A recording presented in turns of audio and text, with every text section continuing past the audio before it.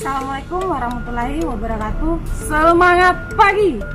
Kembali lagi dalam pembelajaran online mudah dan jelas. Kali ini kita akan memberikan edukasi kepada teman-teman tentang P2H unit motor grader 825A strip 2. Serta kita akan memberikan penjelasan bagaimana caranya dalam melakukan P2H dengan benar. Harapannya dengan melihat video ini kita bisa paham dan bisa menerapkan ke lapangan dengan baik dan benar. Saya yakin Anda bisa untuk mengoperasikan karena Anda adalah calon-calon operator yang handal. Oke, kalau begitu kita ikuti pembelajaran online dulu ya.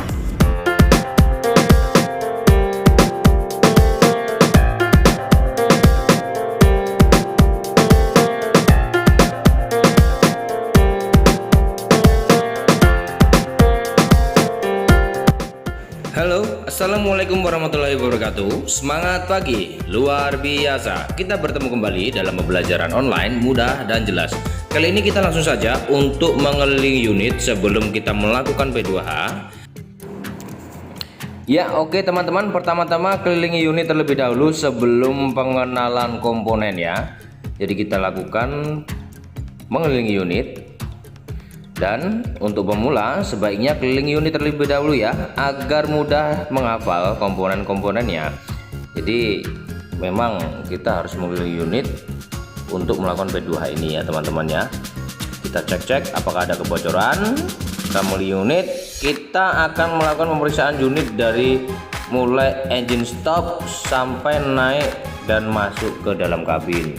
Setelah itu kita akan juga melakukan pengecekan setelah beroperasi bagaimana nantinya. Oke, kita lakukan yang pertama, kita cek Lotto box pada unit grader. Apabila dioperasikan pastikan semua on dan engine stop non aktif ya teman-teman ya.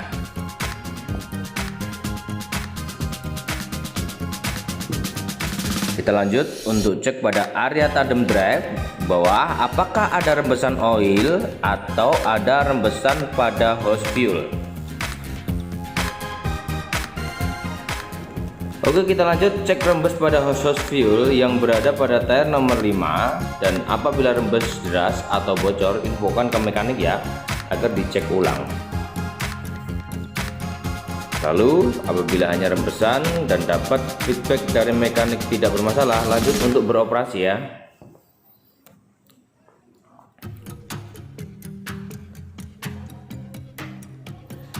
Oke, harus selalu diperiksa dan dipastikan aman. Kita lanjut untuk pengecekan oli tandem. Posisinya ada di sebelah kiri di sela roda ya. Tuh, kita ambil dipstiknya, ditarik, ada dipstiknya, kita cek, dan apabila akan dioperasikan pastikan di antara low dan high ya, berarti dia berada di tengah-tengah. Nah, jadi pada posisi inilah menentukan high atau low ya. Jadi sebelum memastikan dipstick dilap dulu ya agar akurat. Oke, harus dirap dulu dipstick agar pengecekannya akurat.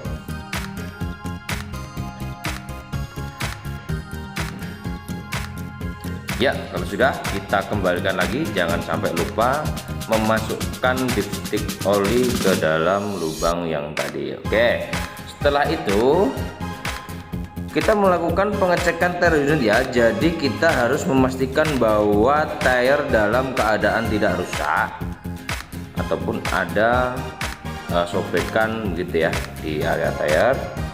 Oke, lalu kita cek kekendoran baut unit dan jumlah baut unit, apakah masih genap 10 biji atau hilang bautnya ataupun kendor bautnya begitu ya teman-teman. Oke, kalau sudah diperiksa aman, kita lanjut ke tire berikutnya. Nah, cek tapak roda, apabila sudah gundul atau rusak segera informasikan ke mekanik tire ya. Oke, kita lanjut lagi untuk pengecekan roda. Ini cek sidewall, apakah ada yang sobek atau ada benda yang menancap pada dinding samping ban. Oke, setelah itu kita lakukan pengecekan oli transmisi ya. Periksa oli transmisi pada dipstick dan lihatlah oli apabila pada posisi di bawah L, laporkan ke mekanik agar diisi. Oke, itu ada dipstick oli transmisi dan tub oli transmisi. Tub oli transmisi ini adalah tempat pengisian oli transmisi ya pada unit glider 825A-2 teman-teman. Itu oke, teman-teman, kita cek oli transmisi pada dipstick olinya ya. Oke, seperti ini dipsticknya ya. Cek oli engine apabila pada posisi di bawah L atau low agar ditambah oli engine ya. Jadi kalau di bawah L itu teman-teman langsung ke mekanik untuk menambah. Nah, setelah itu kita masukkan dipstick oli transmisi dan pastikan pengecekan dilakukan dengan posisi dipstick diturunkan bukan dinaikkan ya, karena akan berakibat fatal. Jadi posisinya cek tadi itu ya harus posisi seperti kita ambil tadi itu, turun gitu ya, agar tidak kembali olinya ke atas gitu ya. Oke, lalu kita akan melihat silinder artik. Ini silinder artiknya ya, yang belok kanan belok ke kiri itu ya. Cek silinder artik apakah ada retakan atau kerusakan akibat benturan dan kebocoran dari silinder tersebut. Nah, setelah itu kita cek tidak ada temuan kerusakan, lalu kita cek pin articulate. Nah, ini pin artiknya ini sangat penting ini ya teman-teman ya. Jadi cek pin artik terkait dan ada, serta lihat penguncinya, dicek juga kondisinya terikat, terkait atau tidak lepas, dan periksa pastikan begitu ya, terkait dan tidak lepas, serta cek kondisi pin. Kalau tidak ada kerusakan atau hilang, lanjut P2 yang lainnya ya. Oke, kita lanjut P2 untuk fire suppression ini ya. Lanjut ke fire suppression, sistem adalah tombol pemadam kebakaran ketika terjadi kebakaran di daerah engine. Jadi kita lihat di sini di shine glassnya atau gelas penduganya. Ingat, switch FSI hanya dipakai ketika ada kebakaran unit. Apabila dipakai tanpa ada temuan kebakaran atau buat main-main, dan perusahaan akan memberikan sanksi. Dan cek FSI dan pastikan jarum kick pada posisi ring hijau ya. Apabila di ring merah, diharap jangan dioperasikan atau dilaporkan ke mekanik agar diganti. Oke teman-teman, lalu setelah cek FSI atau fire suppression, lalu kita ke depan pengecekan blade. Apakah ada yang rusak, lepas baut-bautnya blade ya. Sudah ada 3 bagian di blade itu, ada blade, cutting edge, dan end bit blade. Nah, yaitu adalah bagian-bagian dari blade itu ya teman-teman ya. Cek kembali apakah ada yang bengkok atau lepas pengait pada cutting blade. Nah, lalu kita cek, ini ada sim. Sim ini adalah penahan blade agar blade tertahan teratur ketika dilakukan penyekrapan. Itu adalah penahan blade-nya. Jadi sim ini juga sangat penting. Nah, cek sim apakah ada kelonggaran atau retak pada saat akan dioperasikan. Penting itu, penting sekali itu. Lalu cek juga baut sim apakah kendor atau lepas. Kalau ada temuan, informasikan ke mekanik agar diperbaiki. Oke, cek silinder blade apakah ada kebocoran dan rembesan. Bila ada temuan, informasi ke mekanik juga. Oke, di sini kita cek visual bagian kabin apakah ada kerusakan akibat insiden di shift tadi operasi ya, sebelum kita gitu ya. Oke, lalu kita cek apakah ada rembesan pada tilt silinder blade, kerusakan dari silinder ya, atau kerusakan dari silinder, penyok, pecah, ataupun ada rembesan. Oke, kita lihat lagi untuk cek pin circle apakah ada yang kendor atau lepas. Apabila ada temuan, laporkan ke mekanik agar diperbaiki. Pin circle dilihat baut-bautnya, cek kekencangan baut circle dan baut adjuster circle tuh. Oke, setelah itu kita cek untuk tilt cylinder brake, ada 2 ya, kanan dan kiri. Kita cek apakah ada kebocoran. Nah, di setelah itu ya, Lalu kita cek juga lampu unit apakah masih dalam kondisi baik ataupun lepas atau retak atau lampunya hilang ya. Kalau memang hilang atau ada temuan, laporkan ke mekanik juga. Oke, setelah itu kita cek pompa circle apakah ada kebocoran. Itu circle pumpnya itu ya, kita lihat baut-bautnya. Oke, kalau masih bagus dan aman, tidak ada temuan, kita lanjut ya. Kalau ada hose-hosenya yang rembes, kita laporkan ke mekanik. Lalu kita cek juga frame ya, apakah ada keretakan akibat goncangan. Nah, kita cek frame apakah ada keretakan, dan cek juga turn signal atau lampu rating apakah ada kerusakan ya. Lalu kita lanjut ke bawah untuk pengecekan silinder steering dan tirut apakah ada kerusakan, misal silinder bocor dan tirut lepas atau patah gitu ya. Itu teman-teman. Oke teman-teman, setelah itu kita cek kingpin apakah ada kerusakan atau lepas ya. Tuh di kingpinnya, lalu periksa dari belakang untuk silinder lining apakah ada kerusakan dan kebocoran ya teman-teman ya. Cek di situ apakah ada rembesan oli atau kebocoran.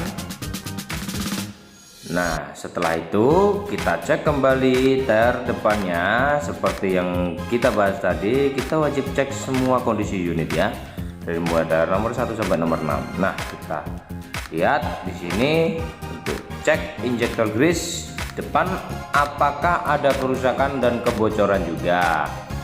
Nah, kita cek baik.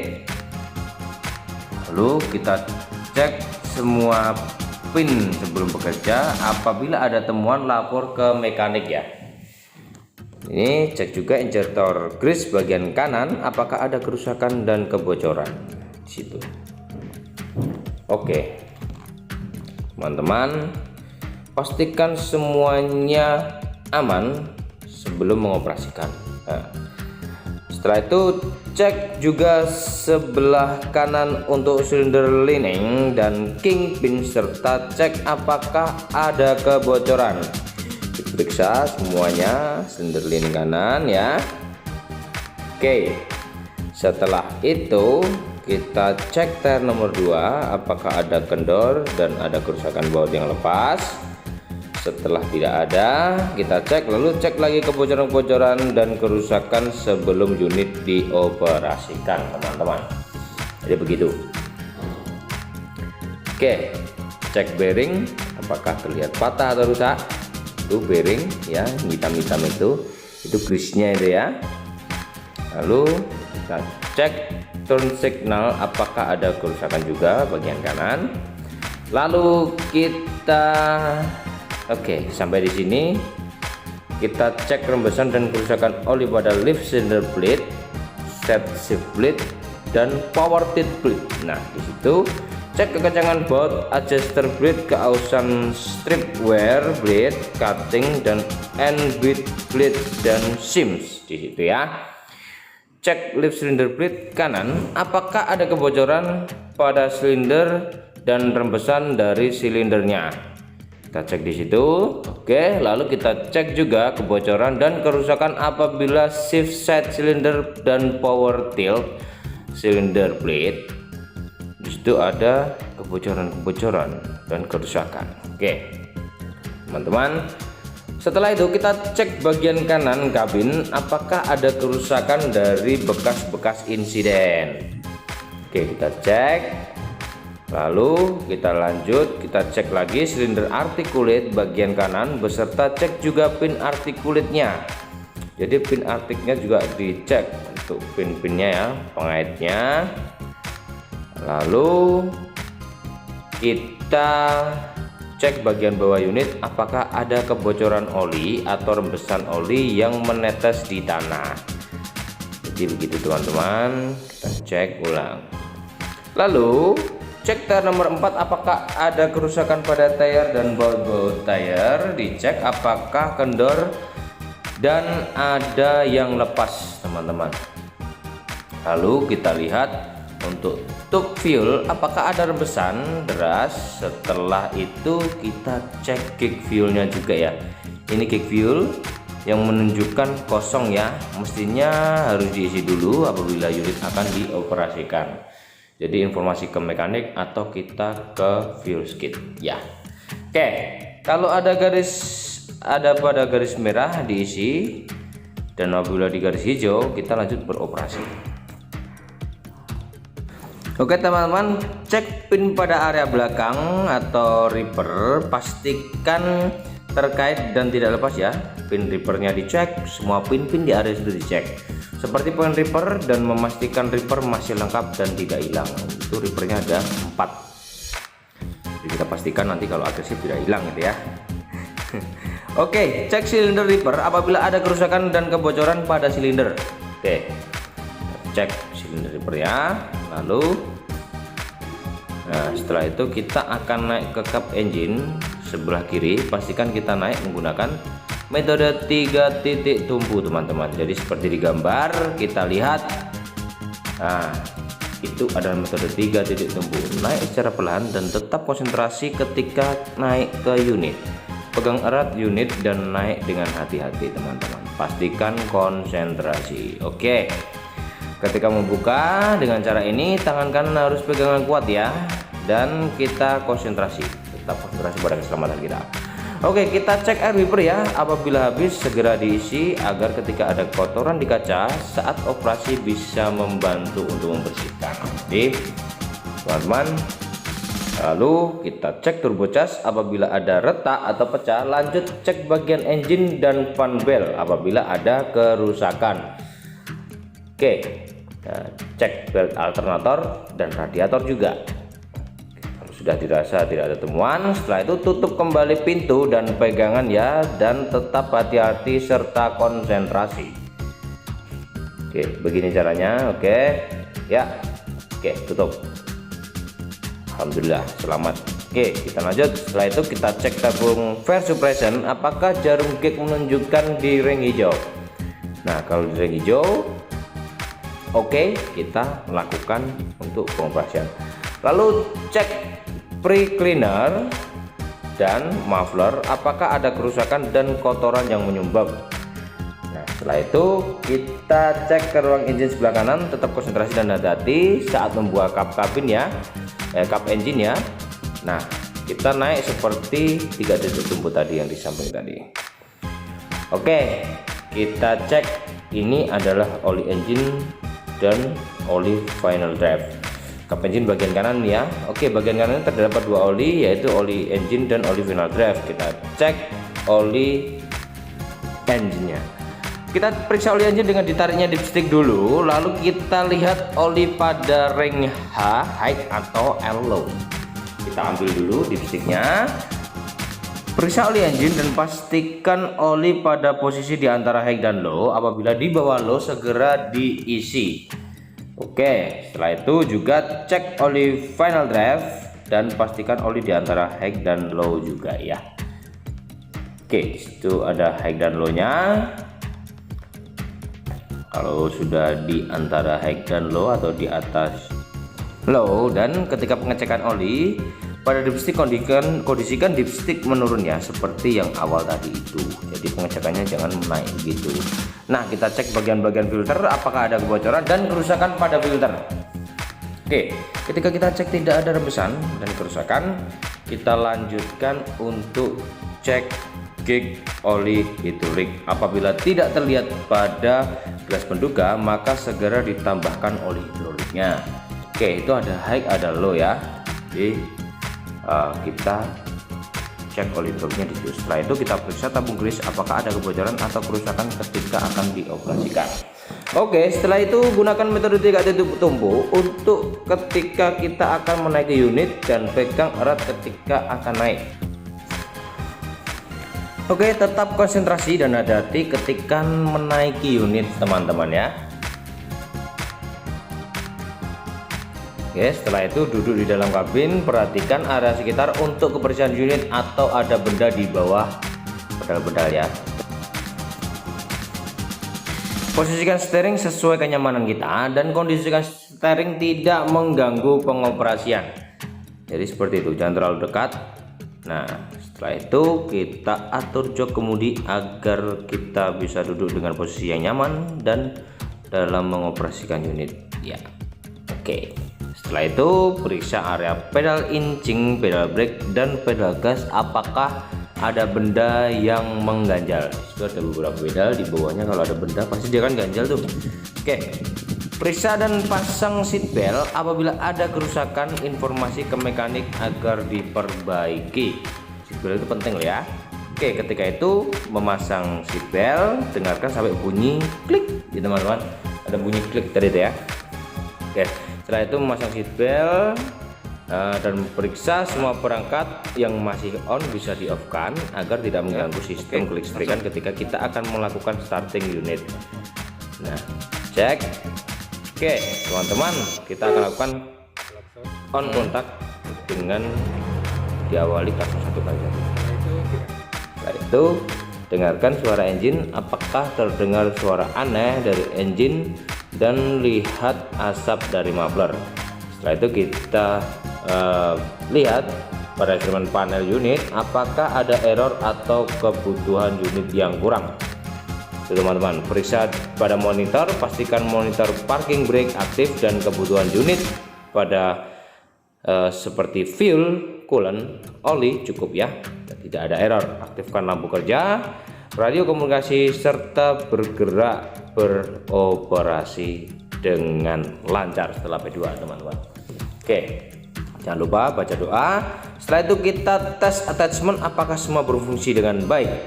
Nah, oke, setelah itu baru go on. Nah, setelah selesai beroperasi, kita akan lanjut untuk mematikan unit ya, teman-teman. Setelah itu apa saja yang dilakukan teman-teman ketika kita melakukan pemeriksaan setelah beroperasi.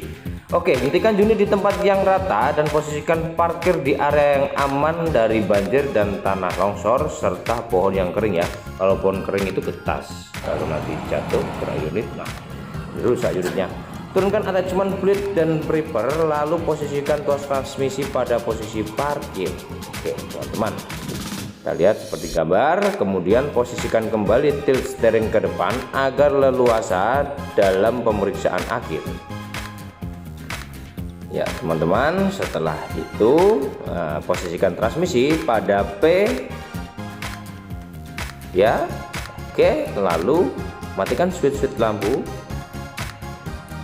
Oke ya, dan radio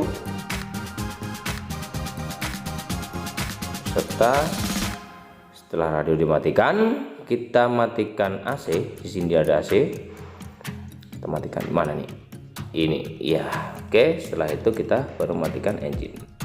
Nah, setelah engine dimatikan baru kita lepas seat belt dan turun dari unit untuk pengecekan apakah ada kerusakan ya teman-teman ya. Kita lepas dulu seat beltnya, pastikan lepas. Kalau tidak lepas ya nggak bisa berdiri deh, turun deh kita. Oke, turun dari unit tetap menggunakan 3 titik tumpu ya, agar tidak terjatuh saat turun. Oke, setelah itu kita cek ulang apakah ada kerusakan setelah beroperasi, kebocoran-kebocoran, dan kita laporkan ke operator sebelah nanti untuk pendingan kerja. Yeay, teman-teman, itu adalah pembelajaran yang dibuat untuk kamu semua yang ingin meningkatkan skill dan pengetahuan serta refresh pengetahuan untuk teman-teman sekalian. Sudah jelas ya teman-teman, ternyata belajar P2H unit motor grader 825A strip 2 itu mudah aja kok dan gak ribet. Semoga pembelajaran tadi bisa dijadikan acuan untuk kita di lapangan. Sekian dan terima kasih. Wassalamualaikum warahmatullahi wabarakatuh.